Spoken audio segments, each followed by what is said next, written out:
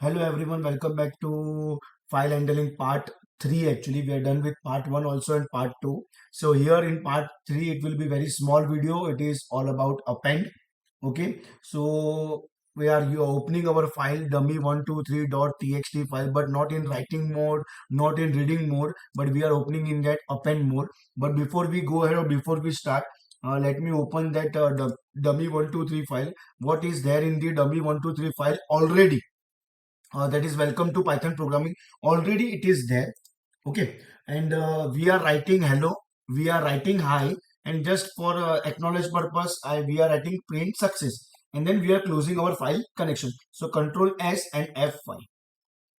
See, we are getting answer as success, no doubt. Okay, fine.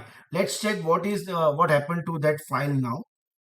uh, Let me open that file again. First of all, from here, it was dummy 123 and dot txt. Refresh, just 1 minute. Okay, it is somewhere over here. I think there are two files, but let me check dummy 123 dot txt only. You all can say hello I is there. Okay, and suppose if I execute same program with some minor modification, like what, let's say for example, it is H or so Saturday. Suppose today is Saturday or Saturday. Okay, and cool day. Okay, Saturday cool day, something like this. Now the same file F5. Okay, it is success. Okay, great.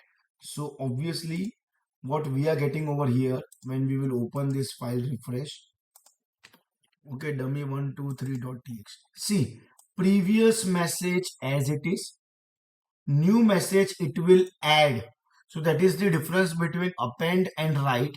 Append will add, keep on adding only. Write will overwrite. And why it was not overwrite earlier? Because in the same folder we have two files, dummy123 and dummy123.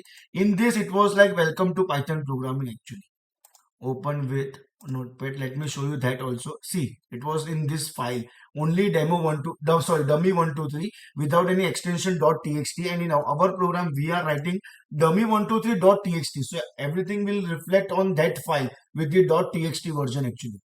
Okay, so append means obviously it will keep on adding, and write means it will overwrite.